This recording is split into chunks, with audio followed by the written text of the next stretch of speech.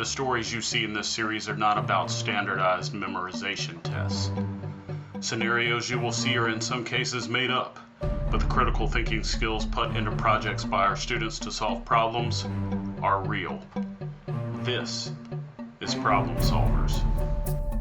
This is Mr. Pfeiffer from Westview Middle School. I'm the Gateway to Technology teacher for Project Lead the Way. And for those of you who don't know what we do in Gateway to Technology, it's a lot of hands-on and project-based learning. We do automation and robotics, we do design and model, we do flight and space.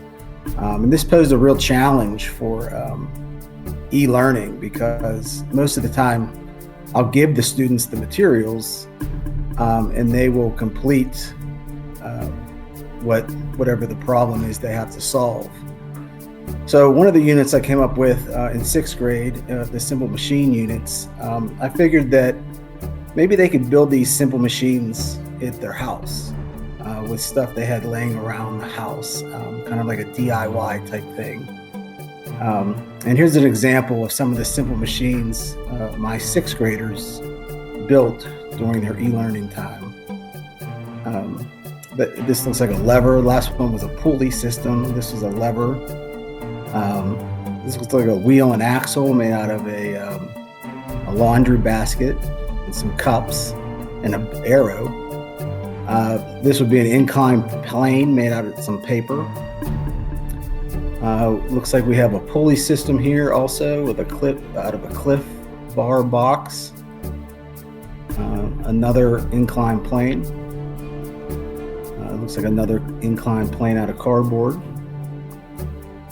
Another cardboard inclined plane. Here's a gear system someone built, a simple gear train with some skittles and some lids. Another gear with looks like jelly beans.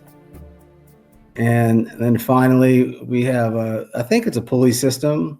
Wheel and axle, could be a compound simple machine. So these are some of the examples that my students came up with. They really, thought outside of the box. I was really impressed with what they turned in. I didn't know how it was going to turn out, but just some ideas there. Everyone stay safe and calm during this new period of learning, e-learning, and thank you for listening.